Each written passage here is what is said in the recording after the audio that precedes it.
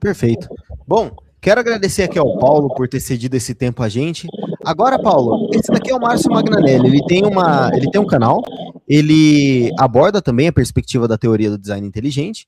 Ele faz parte daquele grupo, então ele acredita no dilúvio como uma narrativa que de fato aconteceu, algo literal. E eu liberei o link para que a galera possa subir e fazer pergunta, portanto, eu vou permitir uma interação entre você e o Márcio. Uma pessoa extremamente respeitosa até o momento, não se demonstrou de forma alguma. Se demonstrou uma pessoa de extremo caráter. O Márcio subiu aqui outras vezes também. Então, Márcio, seja muito bem-vindo, meu amigo. Fique à vontade. Como você viu, né? Hoje a gente está tratando das perspectivas geológicas em relação à criação, se há evidências, os dados que são apresentados batem de fato com a geologia. E imagino que você está assistindo a live faz um tempo, então fique à vontade para fazer a sua pergunta ao geólogo. Mas antes, tem uma pergunta aqui do Ismael. Aliás, não é pergunta não, ele mandou cincão aqui só para dizer que ele é Deus. Ok, Ismael. Tamo junto, muito obrigado pelo cincão. Márcio, a palavra é sua. Olá, Paulo, boa tarde, Léo, tudo bem? Tá me ouvindo bem? Maravilha, sim, tá ouvindo bem. Maravilha. Eu sou, enfim, como eu até citei no chat, né, eu creio no dilúvio real, tá? Então, mas é importante a gente separar, que, enfim, eu até entendo por que haja confusões. Porque o TDI, ele se presta a fazer detecção de designer. E quando a gente fala de dilúvio, a gente está falando de criacionismo, tá? Então, vamos dizer, são dois chapéus diferentes que às vezes é a mesma pessoa que usa, entendeu? Então, é importante ter essa separação, tá? Então, quando a gente está falando aqui de dilúvio, nós estamos falando de idade da Terra, a formação da Terra, enfim, não necessariamente está vinculado ao TDI, tá?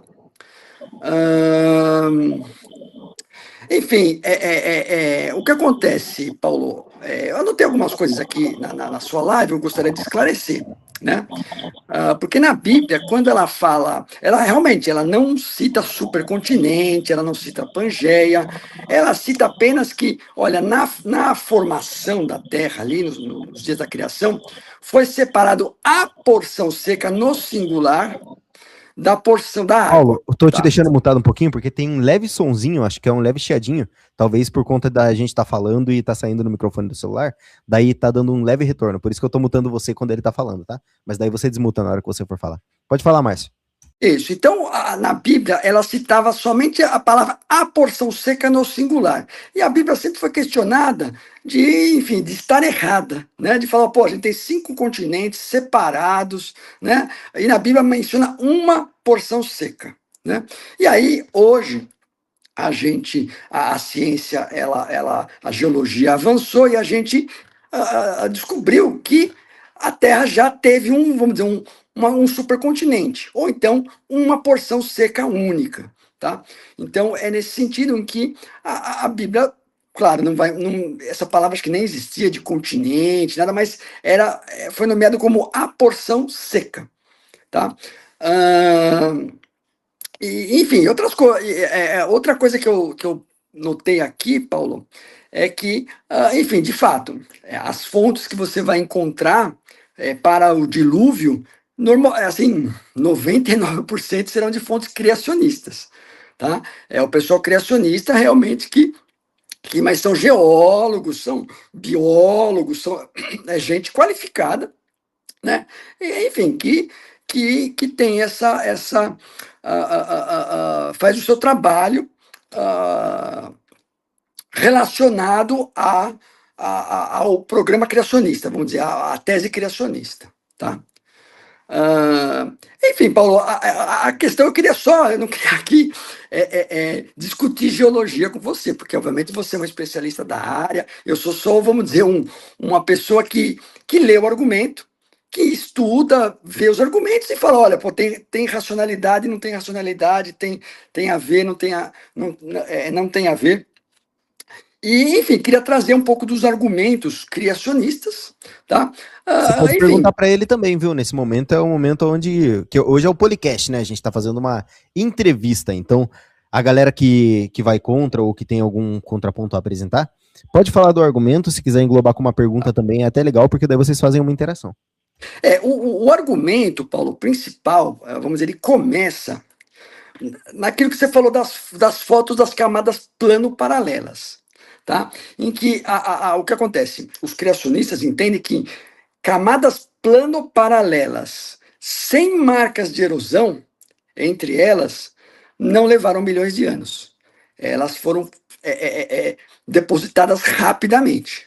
Tá? E o dilúvio é o mecanismo de formação dessas camadas plano-paralelas sem erosão entre elas. Porque quando você forma uma camada e você tem milhões de anos até chegar a outra camada, com certeza ela foi erodida. Né? Vento, chuva, água, o que seja. Mas nessa formação de camadas plano-paralelas você não vê erosão. E o que acontece? E esta pressuposição, Paulo, de que as camadas sedimentares têm que levar milhões de anos, ela leva a conclusões para toda a geologia. Toda esta pressuposição da formação de camadas de estratigrafia, né, de rochas sedimentares, em milhões de anos, ela carrega toda a teoria geológica, vamos dizer, o consenso geológico atual. Tá? E é isso que a gente discute. Fala, olha, camadas plano-paralelas sem marcas de erosão entre elas foram depositadas rapidamente. Ok, Paulo, pode comentar. Ok, então vamos lá. Eu não estou aqui com as imagens, mas eu vou fazer aqui, então, a abordagem. Eu tenho o PDF que você me mandou lá, Paulo, caso você precise abrir alguma coisa, algo específico lá, eu abro aqui, tá? Tá, então, antes de você abrir, eu só quero comentar. Quando a gente fala de área seca, você mencionou a área seca do Pangeia.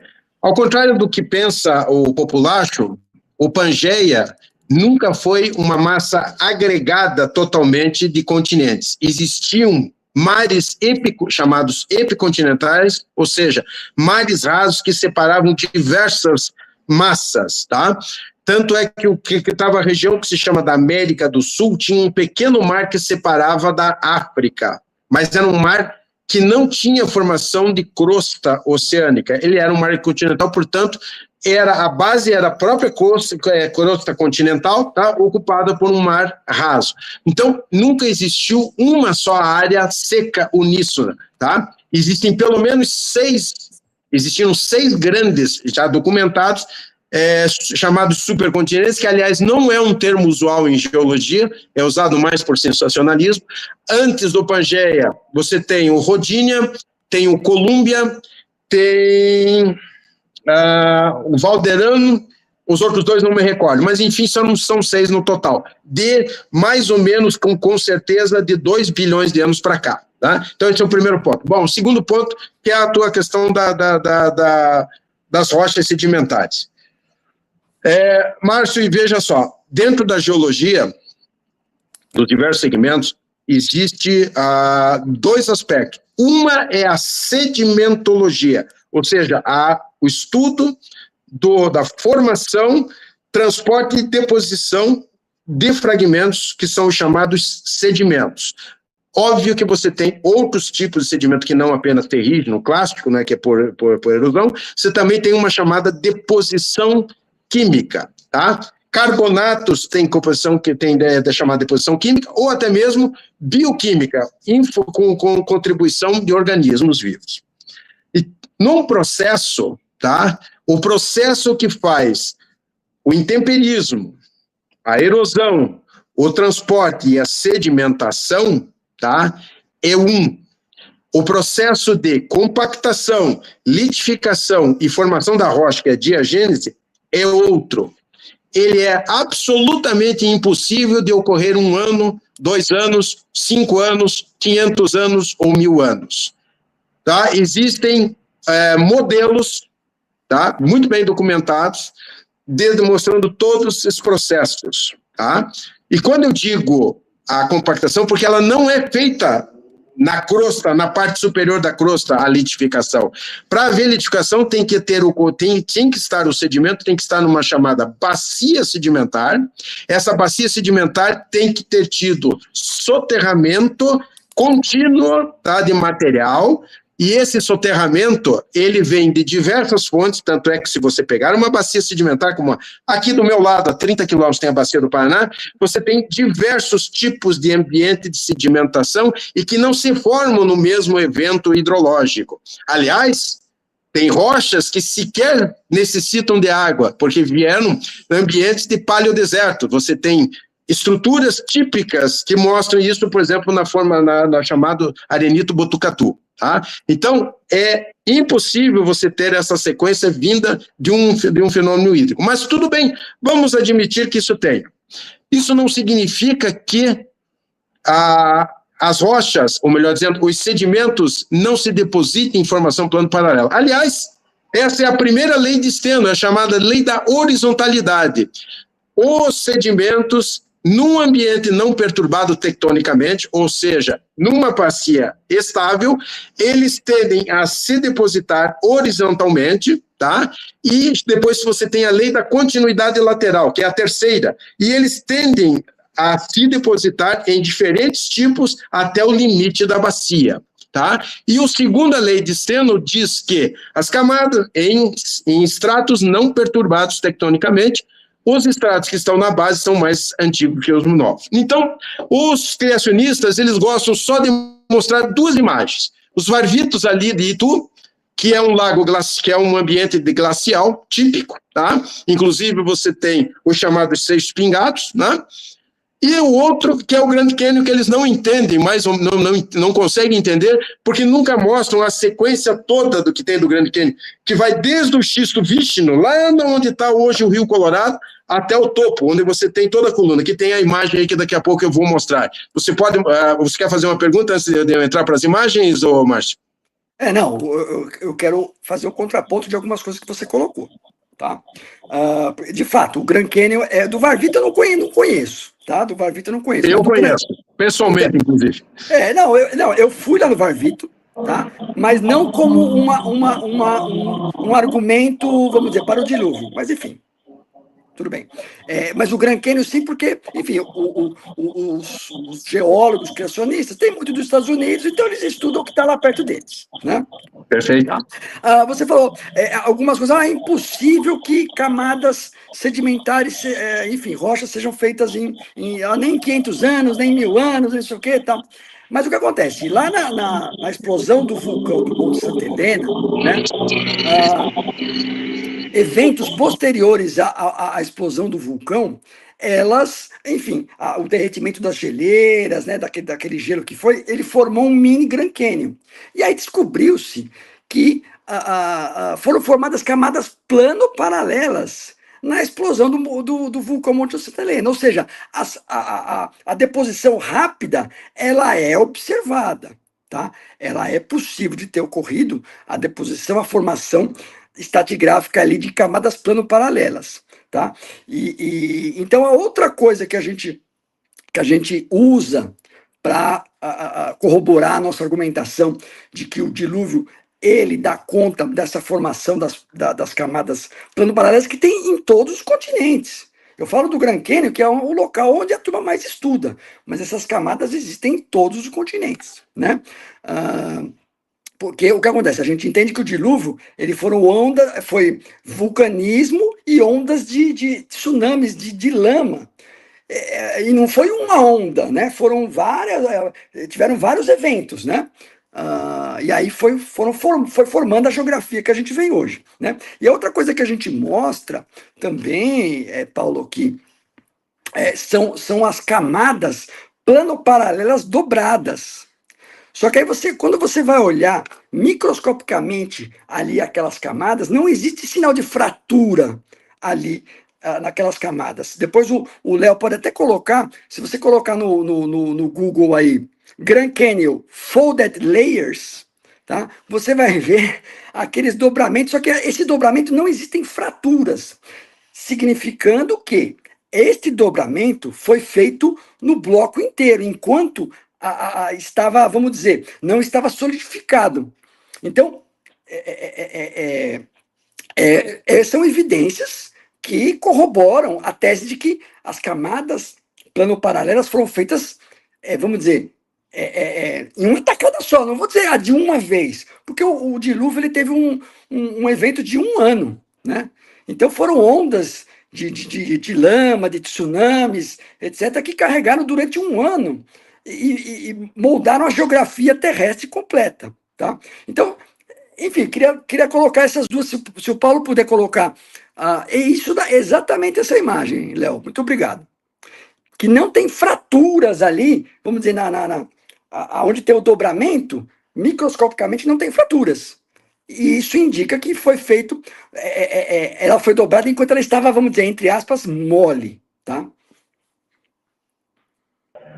Ok, então vamos lá. Bom, uma coisa é estar mole, que na geologia nós chamamos dúctil. Outra é você estar sedimento inconsolidado. Sedimento inconsolidado, você não forma esse tipo de estrutura.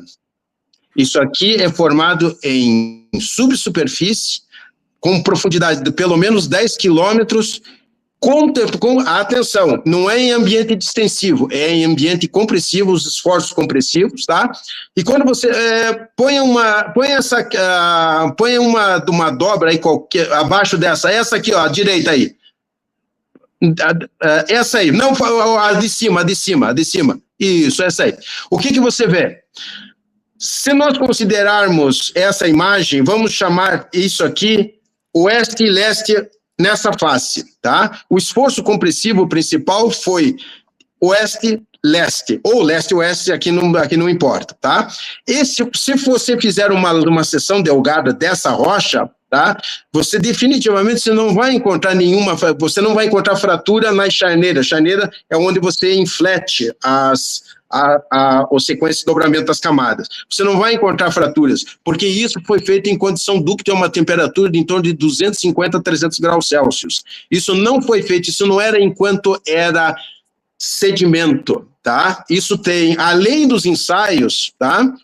Das modelagens, sedimentos inconsolidados não geram esse tipo de dobra. Ele é simplesmente impossível, porque você não consegue dobrar quando você está encharcado com água, você não dobra a água. Aí ela funciona isso aí como um fluido. Muito bem, então esse tipo de rocha, não só essa. Tinha um negócio legal no seu PDF aqui, Paulo. Tá, pode abrir então. Vamos pegar aí o do Grand Canyon então para voltar. Muito bem. Os criacionistas, eles não gostam dessa imagem pelo seguinte. Começando da base ali, eu vou falar ali do coisa. Lá na base você tem xistos, que são rochas metasedimentares, ou seja, rochas sedimentares metamorfoseadas, tá? E você tem tem uma intrusão, tá? Essas rochas que estão ali embaixo têm mais ou menos entre 1,3 e 2 bilhões de anos. O que você tem à direita na imagem para quem está olhando? Você tem bom, primeiro você tem um contato, uma descontinuidade erosiva, tá? Que é a linha vermelha que está entre aqueles xistos que estão dobradinhos e as rochinhas que estão inclinadas. Essas rochas que estão inclinadas, elas são chamado, aqui eu não consigo mais ver, é o Ulan Group, ou seja, o grupo Ulan. Elas são rochas sedimentares. Todas elas, tá? No entanto, o que diferencia essa rocha sedimentar para a parte lá de cima? Atenção, oficialmente, isso aqui não é as rochas do Grand Canyon, é a base do Grand Canyon. Tanto a parte do xisto ali que está dobrado, como essa que está inclinada. Essas rochas sedimentares, elas foram depositadas originalmente na horizontal. Por que elas estão hoje inclinadas? Porque depois do processo de formação do xisto vístino e depois que formou essas rochas sedimentares, tá? Houve um processo de orogenia chamado laramídia, com 5 grandes pulsos de formação. Ela inclinou toda a bacia, tá? E gerou esse aqui. Muito bem. Ali depois você tem uma descontinuidade, que está na linha vermelha ali, ó, que é a chamada grande descontinuidade, que o pessoal, eles adoram. Isso ali é um intervalo não só de não deposição, como de erosão. As rochas que têm aqui da base para aquele ali tem um intervalo de mais ou menos 100 milhões de anos. Aí sim você começa a deposição das rochas sedimentares da rocha, não, você tem a deposição dos sedimentos do que formariam as rochas do Grand Canyon. Atenção, o que você vai encontrar? Eu não coloquei aqui uma foto, mas tem fotos ali, pode ver, que no encontro entre as rochas que estão horizontais, quase horizontais, tá? Ela tem uma declividade de mais ou menos 2 a 3 graus, porque a bacia, ela pode oscilar em termos da profundidade por causa de esforços. Entre não, fica ali ainda ali. Entre no contato entre as rochas que estão inclinadas e o xisto, você tem dobras sedimentares. Elas são dobras que foram feitas por ajustamento dos sedimentos numa superfície irregular, porque ela não é plano. Ela foi feita uma erosão aqui, tá? Muito bem. Depois, ao longo de todo o Grand Canyon, tem pelo menos outras 2 superfícies que não são perfeitamente plano paralelas e que indicam erosão, que são ali que está entre o grupo ali que está do limestone ali, que é o calcário, que eu não consigo ler porque eu estou vendo aqui no telefone, me perdoe, e o outro imediatamente acima. Então são 2 intervalos de erosão, e entre várias dessas camadas, aqui não dá para ver no detalhe, porque a escala aqui é grande, existem, Maurício, né?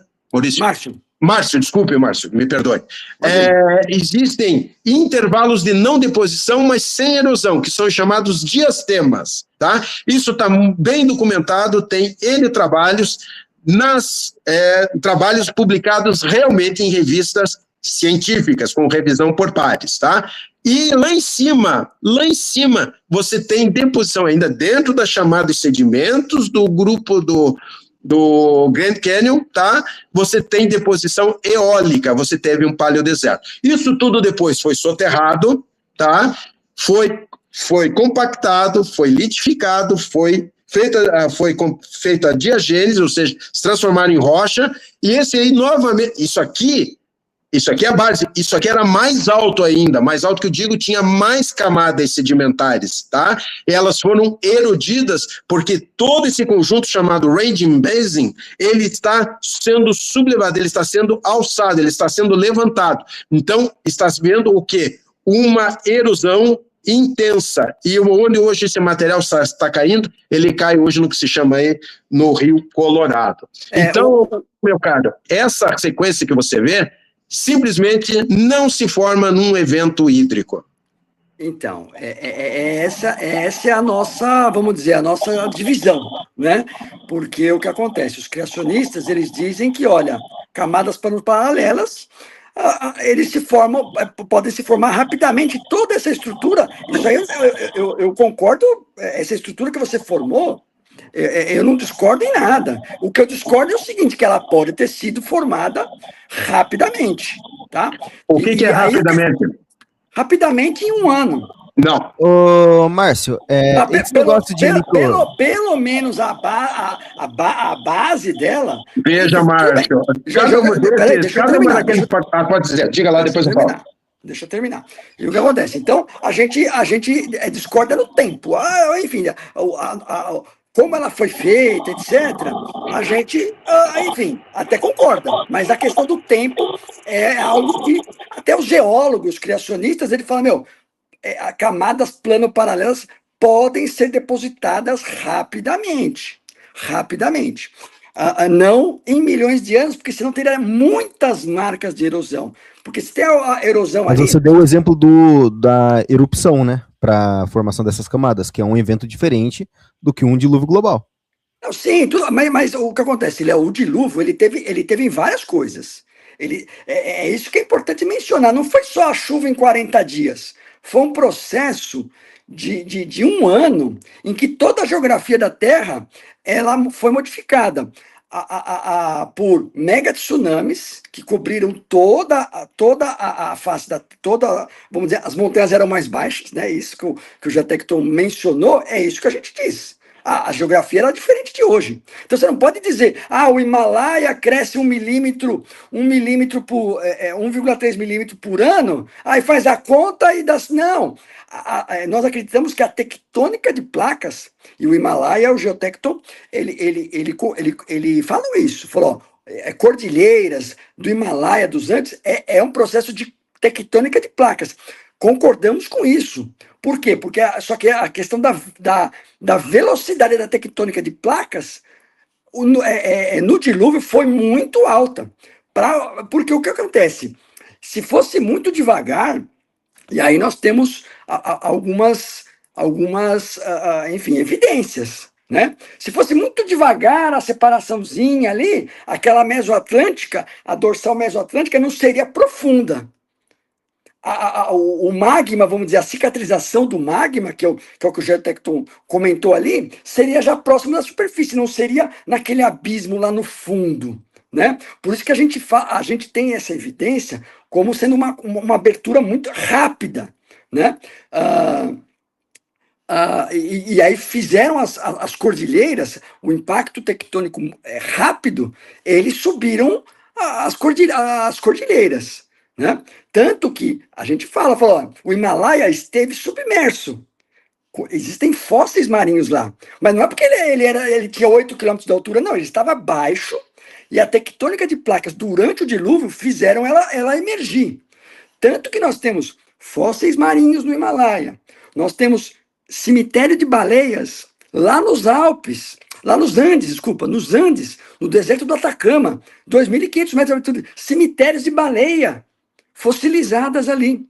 Ou seja, é um local que estava imerso em água, tinha vida ali, né? Então, são evidências de que as altas montanhas que nós temos hoje na Terra, elas tiveram um dia vida marinha nela, ou seja, eles estavam abaixo da superfície, né?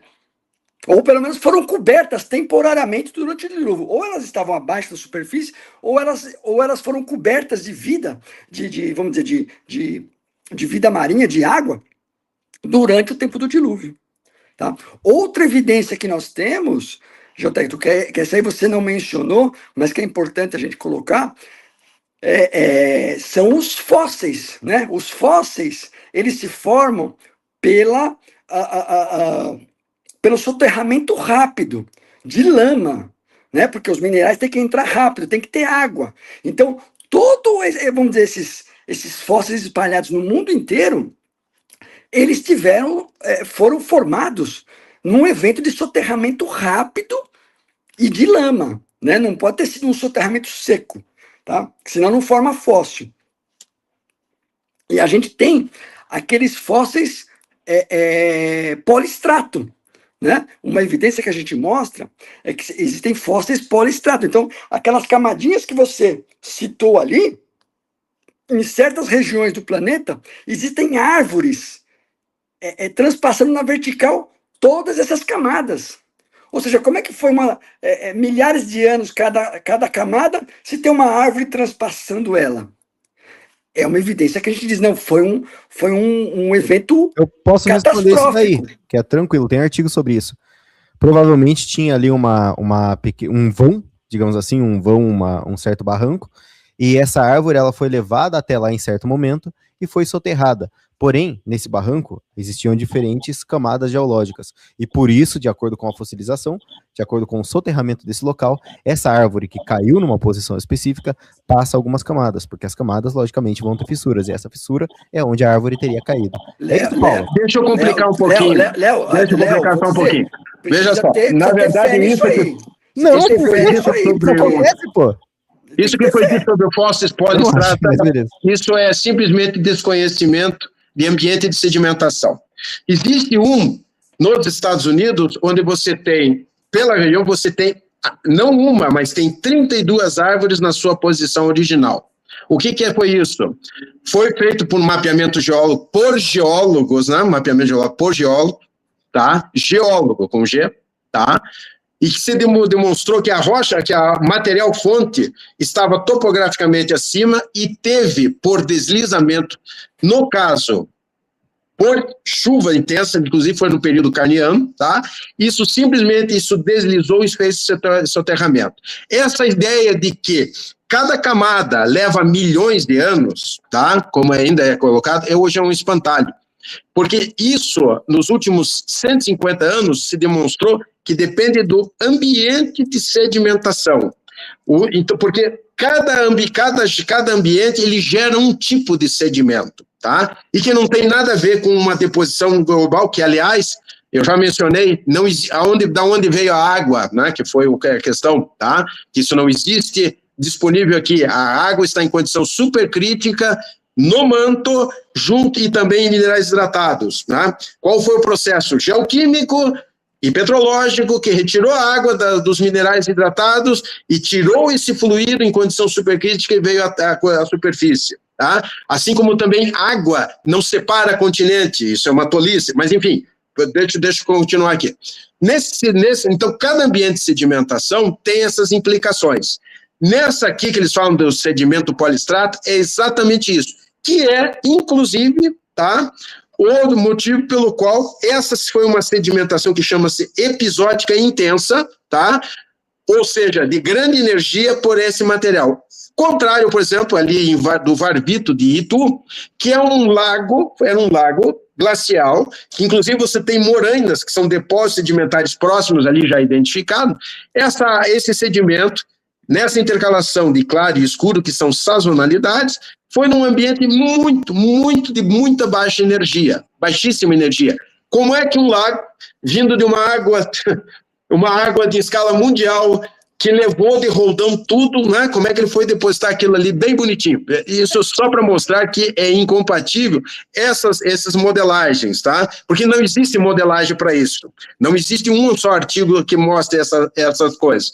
Não, porque isso é impossível. Porque é justamente por ter diferentes ambientes de sedimentação, por exemplo, fluvial, onde você tem um rio, meandrante ou não, tá? Que, aliás, rios meandrantes são a maior prova do ponto de vista de que é impossível ter ocorrido um dilúvio, porque para você formar um rio meandrante, com todos os canais, inclusive canais abandonados, levam milhares de anos, inclusive, para você estabilizar a plataforma onde se desenvolve. Não sou eu quem diz isso, são os geólogos que fazem o estudo o sedimento é recente, pode ser rápido. Não. Se o sedimento é recente, pode ser rápido. Não, mas não enfim, pode. Tudo bem, eu não quero discutir geologia. Nem pode, nem vai, porque aí nem você vou. tem que...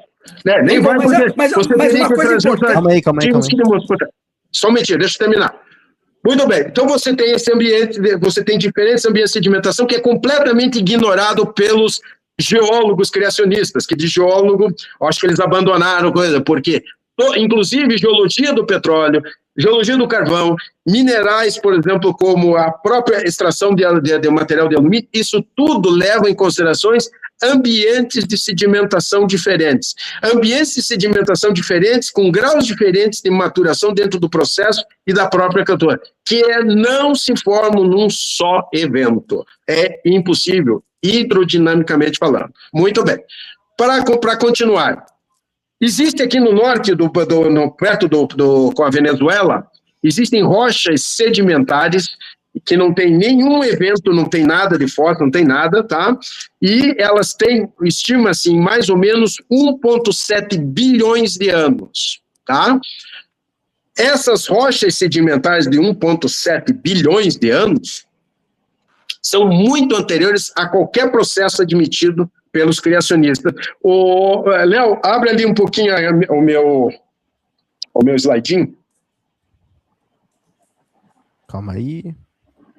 Ok. Compartilhado, deixa eu ver aqui na guia. Pronto. Vamos lá. Vai adiante aí, pode ir adiante. Tá. Adiante, depois eu menciono isso aqui, pode ir adiante. Aí, volta um pouquinho. Mais uma aí, volta mais uma. Muito bem. Aqui nós estamos, essa é minha autoria, esse é meu material, é minha foto, tá? Foi retirado aqui a mais ou menos 35 quilômetros de Curitiba. As duas fotos são iguais, a do lado direito tem uma linha azul tracejada, tá? Que para separar. Na parte de baixo, são filitos e siltitos metamorfizados, ou seja, são rochas sedimentares metamorfizadas da formação Capiru, no grupo Assungir, de idade do Proterozoico superior, é mais ou menos 850 milhões de anos antes do presente, tá? Ela não dá para ver, não é uma imagem boa, mas essas camadas elas estão praticamente na vertical, tem uma inclinação para NW, ou melhor dizendo, para NE, mais ou menos com 85 graus de mergulho, é quase vertical. Acima da linha azul, com um grau de mais ou menos 2 graus de caimento para NW, você tem arenitos e conglomerados da formação Furna, de idades do Devoniano, cerca de 350 milhões de anos antes do presente. Atenção, a parte de cima são rochas sedimentares, a parte de baixo são rochas sedimentares passados por um processo de metamorfismo e tectonismo, tá? Pega a próxima imagem ali para mim, Léo. Amostra de mão, tá? Aqui, a da esquerda são rochas, como eu falei, arenitos e conglomerados. Você consegue ver ali, tem umas bolinhas brancas. Aquilo ali são conglomerados, ou seja, são pequenos bloquinhos de arenito. Essas rochas, esses sedimentos são sedimentos formados num ambiente fluvial e praial, tá? Ou seja, no caso, numa costa bem rasa, tá? Tem influência de rios, não dá para ver nessa foto. E do lado direito é rocha sedimentar argilosa, tá? E extremamente escura, tem componente aqui de carbono que é de natureza biológica. O que diferencia uma da outra? São dois ambientes de sedimentação completamente distintos. O do lado esquerdo é água rasa, tá? Em ambiente cratônico, ou seja, sem crosta oceânica, tá? Com o ambiente de uma energia que foi capaz de trazer material, no caso, arenitos e pequenos bloquinhos, que são os conglomerados ali, por isso que é chamado de arenito conglomerado. O do lado direito é uma deposição de água pelágica, ou seja, muito mais profunda, tá?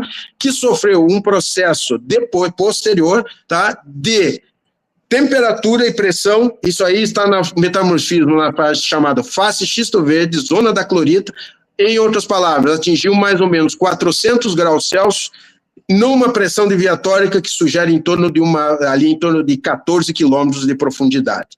Então, são duas rochas sedimentares, tá? Uma transformada e a outra não, num processo simplesmente está na cruz, que já invalida a história dizendo que todas as rochas sedimentares foram formadas pelo dilúvio. Isso é impossível, isso aí é aquela coisa. O dilúvio foi um evento que mudou a geografia, mas havia uma geografia. Entendeu? É isso que é importante, né? Okay. Havia uma geografia. Então, Márcio, recomende aos mentores enfim, dessa hipótese que eles mudem o discurso. Então, eles têm que dizer assim: as rochas sedimentares que nós vemos, somente as rochas que nós vemos hoje, que não afetadas, que foram formadas pelo dilúvio. E existem rochas sedimentares formadas antes do grande dilúvio. Beleza, aí já melhorou um pouquinho a posição. Então, eu recomendo você passar essa informação para eles. Mesmo assim, tá? Num ambiente como de um evento hídrico, não se formam diferentes ambientes de sedimentação, ainda mais em um ano. Não existe modelagem capaz de fazer isso, não existe. Tá? Isso é simplesmente um delírio dessas pessoas. Eu já li os artigos, não tem nenhum tipo de qualidade esse tipo de modelagem. Não se modela essa situação, porque esses ambientes são completamente distintos, inclusive ambientes que não têm água, que por exemplo, são o arenito Botucatu, é um paleodeserto, são paleodunas. Como é que você faz isso? Não, tem o deserto de Gobi também, que é um local que o deserto não é problema para nós, Geotecton, porque tem fóssil de baleia lá no Saara, tem fóssil de baleia lá no Atacama. O deserto não é problema para nós. Ok, não há problema nenhum, Márcio. Qual que é o problema de você ter fósseis de baleia, fósseis de conchas, fósseis do que for, por exemplo, numa questão de uma montanha? Qual que é o problema? Nenhum. Porque eu acabei de dizer, o processo é justamente o contrário. Quando você tem a formação de sedimento em bacias que estão sendo encurtadas, bacias em encurtamento, são bacias em zonas compressivas, tá? bacias de antepaís, não são bacias de antepaís, são bacias de frente de zonas de subducção. Você tem sedimento, ali você tem, inclusive, a queda de animais, carapaças, esqueletos, dentes, no caso dos tubarões, porque não preservam, porque eles têm cartilagem, tá? Justamente nisso, eles são recobertos por sedimentos, por processos contínuos de sedimentação. Depois eles sofrem o quê? Eles sofrem compactação de agentes e o processo tafonômico ocorre ali. Porque não existe osso, não existe, isso sofreu tudo um processo de substituição, geralmente é permineralização, tá? Inclusive vem aquela lorota de tecido vivo, tecido mole, aquela baboseirada toda, que eles não sabem, eles não falam, por exemplo, que sofreu o processo que teve, na abertura, por exemplo, dos ossos, sofreu o processo de desmineralização, onde foram preservadas estruturas. Está lá no artigo, não sou eu quem diz, é exatamente a senhorita lá, não lembro o nome da senhora lá. Mary Schweitzer. Isso. Tá? Isso tudo é uma baboseirada disso coisa. Peguem os artigos. Isso é tudo baboseirada. Isso discordamos disso. Não discordamos disso. Não, ele falar, ela mesmo disse. Isso é assim. Mas existe uma diferença. Da mineralização é o processo de fossilização. A fossilização, ele é o processo de mineralização. Quando você tira aquela camada externa de mineralização, que é uma coisa normal. Estrutura preservada, você não tem carnezinha lá preparada para levar para o forno. Mas ninguém falou de carnezinha. Márcio, só um pouco que eu fiz. Isso é uma confusão proposital. Márcio, só um pouco. Ninguém fala, tem carne fresca. Então, ninguém fala que tem carne fresca, não. Tem um cara que debate comigo que ele fala que é material fresco, não sou eu. Enfim, cada um fala o que quiser. Agora, o que acontece? A Mary Schweitzer, ela falou, olha, é tecido mole. Não, isso. Não. A Mary Schweitzer, ela é mais evolucionista do que qualquer um aqui. Então traga um artigo que ela fala que é tecido. Ela é cristã, Márcio. Soft tissues. Ela é cristã. Sim, ela é cristã, mas ela dá não importa se é cristão ou não. Não entra no mérito aqui se é religioso. Sim, lógico. Então, deixa eu terminar. Agora você falou bastante, né? Fala lá. Na verdade, Márcio, eu vou ter que finalizar a live. Era para ser 2 horas de live. Vamos marcar um outro, porque ele tinha falado que ia terminar às 6 horas.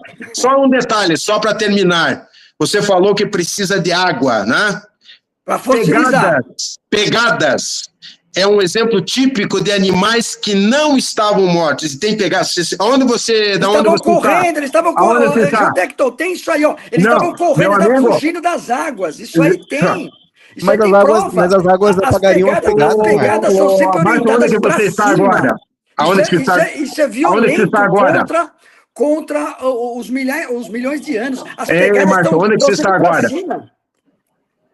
Aonde que você está agora? Onde que você fica? Onde que você mora? Estou em São Paulo. Então vá até Araraquara, tá? E vá lá, você vai ver pegadas de animais passando, tá? E tem um professor chamado Giuseppe Leonardi, ele é um padre e é um paleontólogo, tá? Veja uma das palestras dele, onde ele demonstra, justamente calculando pelo espaçamento, pela dispersão do material quando tem a pegada, a compressão, tá? Que eles estavam em deslocamento normal, ninguém estava correndo de água. Mas eu não digo que não pode ter isso. Não digo que tem pegada fugindo. Peraí. Márcio, se você faz uma afirmação, você tem que ter evidência. Eu vou só dizer um exemplo que mostra que os criacionistas não fazem nada.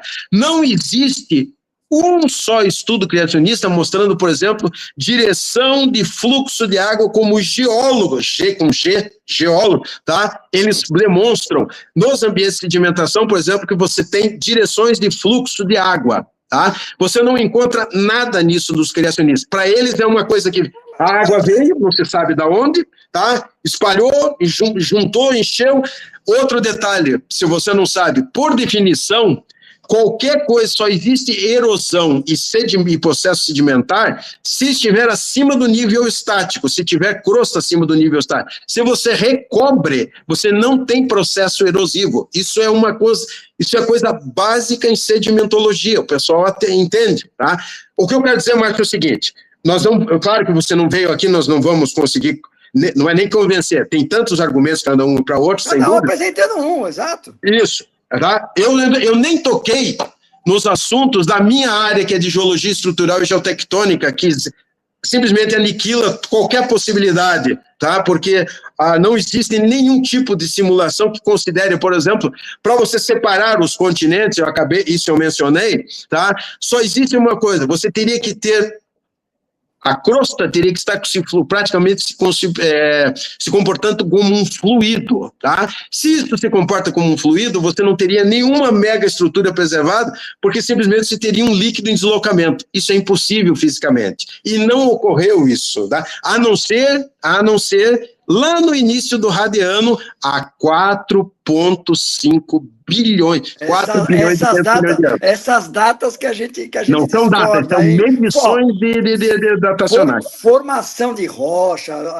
Paulo, você é assim, eu confio, você é o geólogo. Eu nem estou nem na minha especialidade, Márcio. A questão é que toda a geologia, geólogos criacionistas, são pouquinhos, mas não tem nenhum estudo. A gente está avançando. A quantidade de geólogos criacionistas é pequena, porque a geologia ela foi montada em cima do evolucionismo. Não, na verdade, Márcio, minha interpretação é um pouquinho diferente.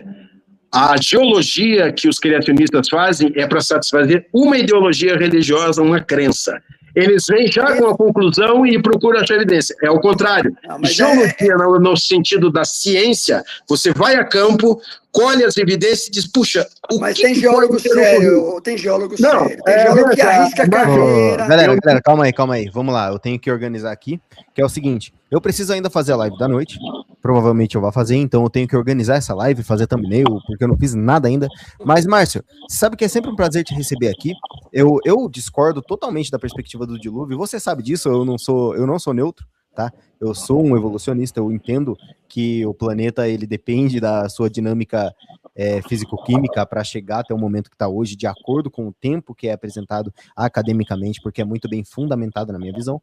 Para mim, o pior do dilúvio não é nem a questão dos sedimentos, eu imagino que para o Geotecton porque é a área dele, ele vê aquilo ali como um total absurdo. Para mim, o total absurdo é físico, que fisicamente não tem como sustentar. É um absurdo físico. Mas, logicamente, a gente está partindo de uma perspectiva de um ser que tudo pode e que ele faz da forma que ele quer. Correto? Então, partindo dessa perspectiva, eu até entendo que se levante uma questão de não, mas olha ali, o evento foi tal coisa, mas, por exemplo, eu não sou o tipo de pessoa que vai cercear o direito de fala de alguém por discordar. Nunca. Então, Márcio, seja muito bem-vindo, saiba que você é bem-vindo no meu canal. Se vocês animarem um debatezinho se vocês não quiserem debate com tempo, com tema e tudo mais, a gente pode fazer um bate-papo aberto, onde vocês dois conversam. Eu não entendo bulhufas de geologia, então não vou falar muita coisa. Se vocês quiserem um debate formal, eu organizo um debate formal também, e a gente pode organizar para esse final de semana, daí depende de vocês. Eu preciso pegar um geólogo profissional. Pode trazer o Sodré aqui, não tem problema, não. Eu não conheço. Não conhece o Sodré? Não. Veja só, vamos deixar bem claro aqui para as pessoas. Vamos deixar bem claro aqui. Primeiro, não há intenção de fazer constrangimento nem de um lado nem do outro, nem você em relação a mim, nem eu em relação a você. Primeiro ponto, eu não tenho esse perfil, eu não concordo, de maneira alguma. Quem me conhece um pouco sabe que pequenas estocadas são normais dentro de coisa, mas eu procuro manter o respeito, eu não xingo, não faço nada disso aqui. Ao contrário de alguns por aí. Segundo detalhe, que é extremamente importante, não tenho nenhuma intenção da questão da fé. A fé eu já fui católico, tá?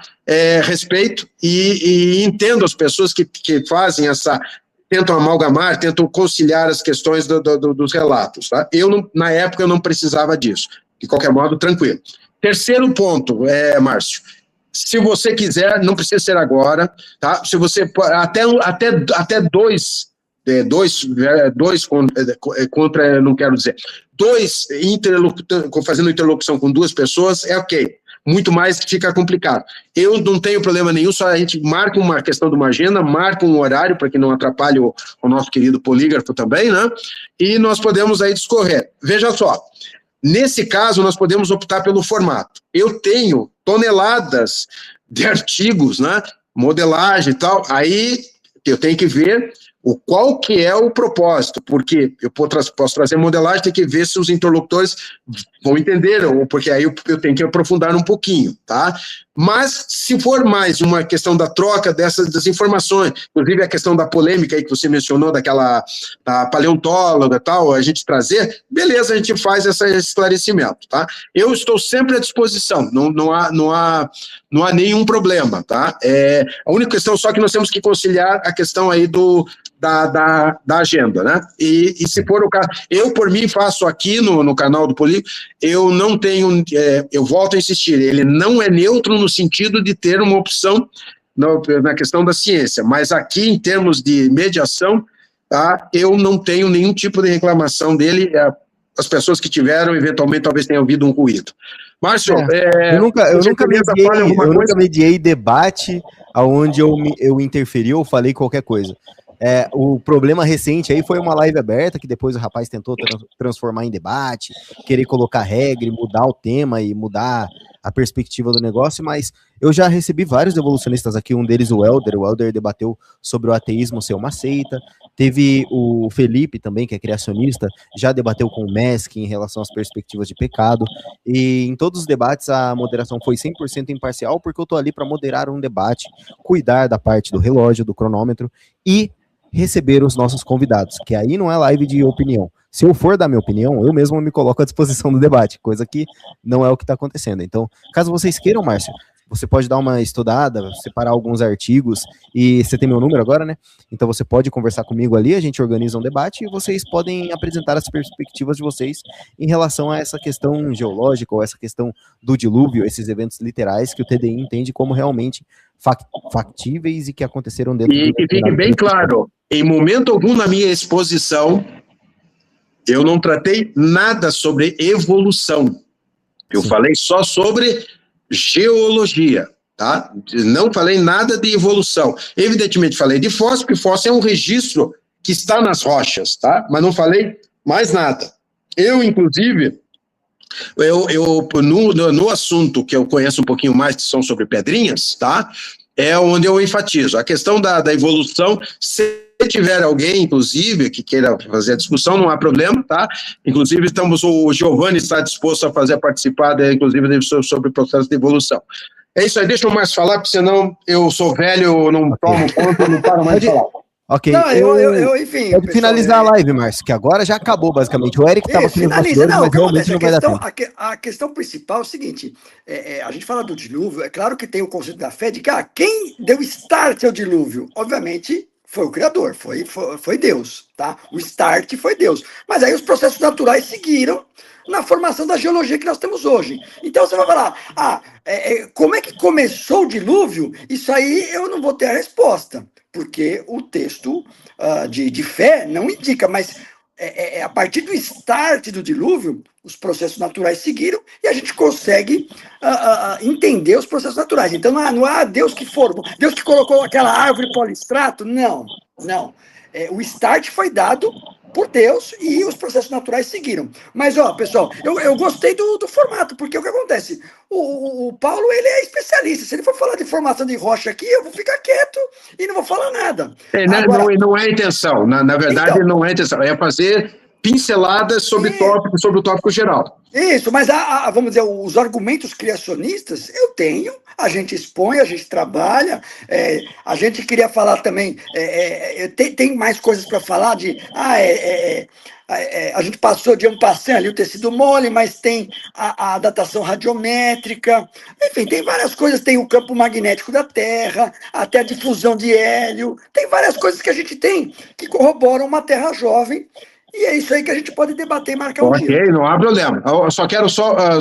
Eu concordo com você, mas você pode elencar os tópicos, nós podemos abordar, daí seria realmente voltado, porque o que você viu do slide meu é uma sequência que eu ainda estou, eu já fiz uma apresentação no canal do MEC, não consegui fazer aqui no do Polígono, eu ainda estou montando, o final será mais ou menos uns 60, 70 slides, onde eu pretendo destrinchar um pouquinho, detalhar sem pretender esgotar o assunto, mostrando por que a geologia não concorda com essa hipótese, mas tudo bem, a gente vai discutir. Só um outro aspecto, por fim, para eu encerrar a minha parte. O Eric Saor, que eu acho que estava querendo subir, peço desculpa, Eric, inclusive pelo Polígono, é que o formato e o tempo do horário não dava, mas se você quiser participar da discussão, inclusive fazendo parte com o Márcio, ou numa outra oportunidade, num outro formato, esteja à vontade, só peço desculpa por você não poder ter participado.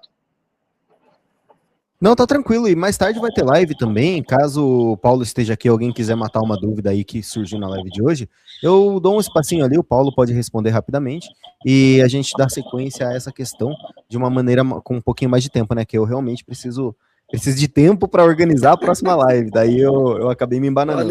Ninguém pode falar que você não trabalha, hein, Léo? Você trabalha pra caramba, hein? Caramba, rapaz. Não, tranquilo. Bom, pessoal, antes de mais nada, primeiramente, pessoal do chat, muito obrigado aí pela presença, pelas perguntas. Se tiver com outras questões que queiram direcionar, eu estou sempre ali no canal do Léo, do Humanista, do Richard, de vez em quando estou lá no Em Defesa da Fé Cristã, ou se pode mandar a mensagem que eu tento responder. Agradeço, evidentemente, aqui ao Márcio pela presença, pela interlocução respeitosa, realmente muito respeitosa. Obrigado aí por essa interação, vamos fazer outra, né? E, finalmente, Léo, meu querido polígrafo, agradeço de coração por me permitir colocar alguns aspectos aqui da geologia, mesmo que de uma forma assim bem ampla, né? Razoavelmente simples, sem ser simplório, porque eu respeito bastante a minha área de conhecimento, tá? Acho ela vital, e acho que a inter-relação dela com as demais áreas, tá? Para o entendimento do mundo natural é essencial. É isso aí, cavalheiros, muito obrigado e tenham todos uma excelente noite. Exato. Valeu, Paulo, valeu, Márcio. Espero ver você aqui novamente. Márcio é uma pessoa muito tranquila de conversar, um cara super gente boa, até o momento se mostrando uma pessoa ímpar ali, porque é difícil. Uma pessoa singular dentro de um movimento que é complicado. Ali é tenso, cara. Tem muita gente ali que não aceita que você... Sei lá, a galera não quer pisar no canal de um agnóstico pelo simples fato do agnóstico não ser neutro. Eu não sou neutro, eu sei disso. E eu falo isso sempre. Por exemplo, na perspectiva do dilúvio aqui, como eu falei, tem a questão geológica, mas tem o problema físico. Se a gente for para problema físico, se o dilúvio tivesse acontecido, a energia seria tão imensa. Isso daí Ô, Léo, no final você quer dar, vai ter que me dar a palavra, mas... Não, pode dar a palavra, não tem problema. Mas eu tô falando da minha perspectiva física. Por quê? Porque eu estudo física, tá? Eu adoro física, eu estudo mais cosmologia do que outras coisas, mas dentro dessa perspectiva, fisicamente, falando em relação à energia necessária para tal evento, a dinâmica hidráulica, não sei como que é, mas toda a dinâmica planetária que teria que acontecer para um dilúvio ocorrer, cara, não é possível. Existe a possibilidade de impactos meteoríticos. Pior ainda mais a situação, é mais energia ainda sendo depositada e o nosso sistema, hoje em dia, estaria a mais de 450 graus. Bom, enfim. É complicado, aí a gente teria que ver a prova negativa, né?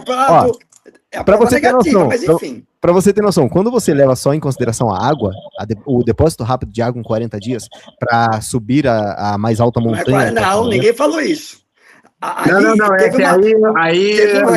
Teve uma grande chuva em 40 dias, mas o dilúvio teve um processo de 1 ano. Não, é que ele colocou também o seguinte...